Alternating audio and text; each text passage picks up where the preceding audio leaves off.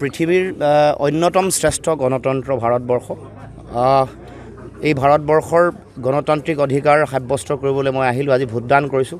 আৰু ভোটদান প্ৰতিগৰাকী নাগৰিকৰ গণতান্ত্ৰিক অধিকাৰ, দেশৰ গণতন্ত্ৰ, দেশৰ সংবিধান ৰক্ষাৰ স্বাৰ্থত, আৰু ময়ো দেশৰ গণতন্ত্ৰ সংবিধান ৰক্ষাৰ স্বাৰ্থত, দেশৰ গণতান্ত্ৰিক প্ৰমূল্য আৰু ঐতিহ্য শক্তিশালী কৰাৰ স্বাৰ্থত মই ভোটদান কৰিছোঁ।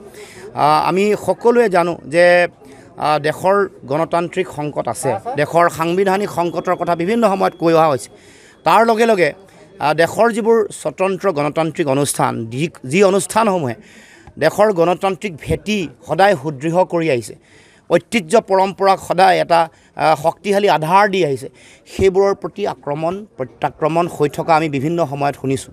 গতিকে আমি আজি এই ভোটাধিকাৰ সাব্যস্ত কৰিছোঁ দেশৰ গণতন্ত্ৰ সংবিধান ৰক্ষা কৰা, দেশৰ স্বতন্ত্ৰ সাংবিধানিক অনুষ্ঠান, ন্যায়পালিকাকে ধৰি সকলো অনুষ্ঠানৰ যাতে সুৰক্ষিত ভৱিষ্যত আহে আৰু পৃথিৱীৰ সন্মুখত বিশ্বৰ এখন অতি শক্তিশালী গণতন্ত্ৰ হিচাপে ভাৰতবৰ্ষ প্ৰতিষ্ঠা হয়, তাৰ কাৰণে এই মোৰ ভোটাধিকাৰ।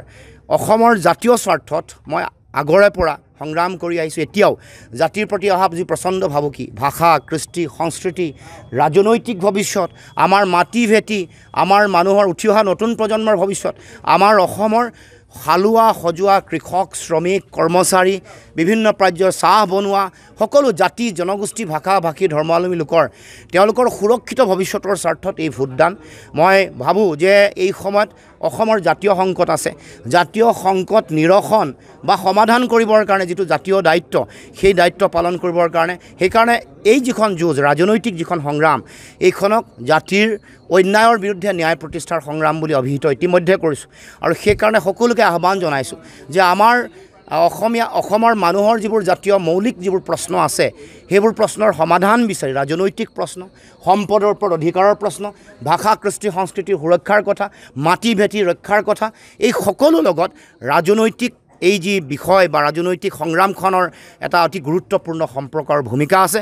গতিকে এই নিৰ্বাচনী যুঁজখন, এই ভোটাধিকাৰ, মই ভাবোঁ যে অসমৰ জাতীয় জীৱনৰ আত্মপ্ৰতিষ্ঠাৰ সংগ্ৰামৰ এটা অন্যতম গুৰুত্বপূৰ্ণ অংশ বা মূল অংগ। গতিকে ৰাইজক মই দলে বলে ভোটদান কৰিবৰ কাৰণে আহ্বান জনাইছোঁ। সকলো প্ৰান্তৰ ৰাইজে যাতে অসমৰ জাতীয় প্ৰশ্নবোৰৰ সম্পৰ্কত নিজৰ স্থিতি স্পষ্ট কৰি সকলোৱে যাতে ভোটাধিকাৰ সাব্যস্ত কৰে, লগে লগে দেশৰ গণতন্ত্ৰ শক্তিশালী কৰিবৰ কাৰণে, দেশৰ গণতান্ত্ৰিক ঐতিহ্য প্ৰমূল্য সুৰক্ষিত কৰিবৰ কাৰণে, তাৰ লগে লগে দেশৰ সংবিধান সুৰক্ষাৰ কাৰণে যাতে প্ৰতিগৰাকী নাগৰিকে, প্ৰতিগৰাকী ভোটাৰে যাতে ভোটদান কৰিবৰ কাৰণে দলে বলে ওলাই আহে আৰু ভোটদানৰ হাৰ যাতে খুব বেছি হয়, 95% হয়, তাৰ কাৰণে সকলোকে মই আহ্বান জনাইছোঁ। তাৰ লগে লগে মই এগৰাকী প্ৰাৰ্থী ডিব্ৰুগড় লোকসভা সমষ্টি। গতিকে এই সময়ত ডিব্ৰুগড় লোকসভাৰ প্ৰতিগৰাকী ভোটাৰ, প্ৰতিগৰাকী নাগৰিক, সকলোকে, জ্যেষ্ঠ ব্যক্তি, আই মাতৃ, শিক্ষাগুৰু সকলোকে মই শ্ৰদ্ধা সেৱা জনাইছোঁ। ৰাইজে যিমান মৰম দিছে, ৰাইজে যিমান সহায় সহযোগিতা আশীৰ্বাদ প্ৰদান কৰিছে, ৰাইজৰ মাজত যিমান উৎসাহ আৰু উদ্দীপনা, তাৰ কাৰণে মই সকলো ৰাইজৰ ওচৰত মই চিৰকৃতজ্ঞ হৈ ৰ'ম, চিৰঋণী হৈ ৰ'ম। আৰু তাৰ লগে লগে ৰাইজৰ মৰম ভাল পায়, ৰাইজৰ আশীৰ্বাদে সদায় উদ্বুদ্ধ কৰি থাকিব জাতিৰ প্ৰতি সেৱা আগবঢ়োৱাৰ ক্ষেত্ৰত বা জাতীয় দায়বদ্ধতাৰে, নিষ্ঠা সততাৰে কাম কৰিবৰ কাৰণে, নিজৰ মেৰুদণ্ড পোনাই শিউচ্চ কৰি আপোচবিহীনভাৱে কাম কৰি যাবৰ কাৰণে সদায় উদ্বুদ্ধ কৰি থাকিব। এইখিনিকে মই অসমবাসী ৰাইজৰ ওচৰত মই ব্যক্ত কৰিছোঁ। চাওক, ছাত্ৰ ছাত্ৰী, যুৱক যুৱতী দেশৰ ভৱিষ্যত। তেওঁলোক আজি ছাত্ৰ বা যুৱক, কাইলৈ দেশৰ শক্তিশালী নাগৰিক। তেওঁলোকৰ ওপৰতে দেশ নিৰ্মাণ, জাতি নিৰ্মাণ, জাতিৰ আধাৰ, শক্তিশালী আধাৰ তৈয়াৰ কৰা তেওঁলোকৰ এটা জাতীয় মৌলিক দায়িত্ব থাকে। গতিকে দেশত এই সময়ত 63.88% ডেকা প্ৰজন্মৰ মানুহে ভৰি আছে। তাৰমানে 60%তকৈ বেছি, 60%তকৈ বেছি।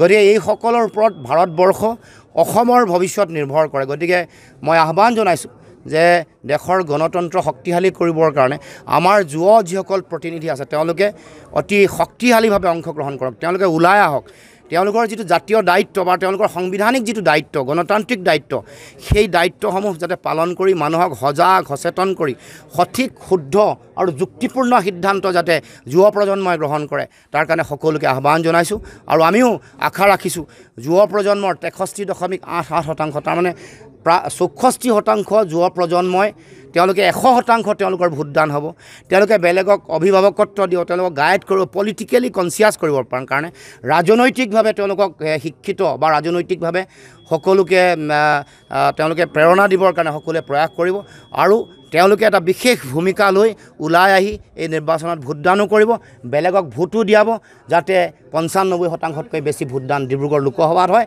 অসমৰ বিভিন্ন প্ৰান্তত প্ৰতিটো লোকসভাত হয় তাৰ কাৰণে মই সকলোকে আহ্বান জনাইছোঁ দেশৰো সকলো ছাত্ৰ যুৱ বন্ধুৰ প্ৰতি আহ্বান যাতে সকলোৱে আমাৰ যিটো গণতান্ত্ৰিক দায়িত্ব সাংবিধানিক দায়িত্ব সেইটো যাতে সকলোৱে শক্তিশালীভাৱে পালন কৰে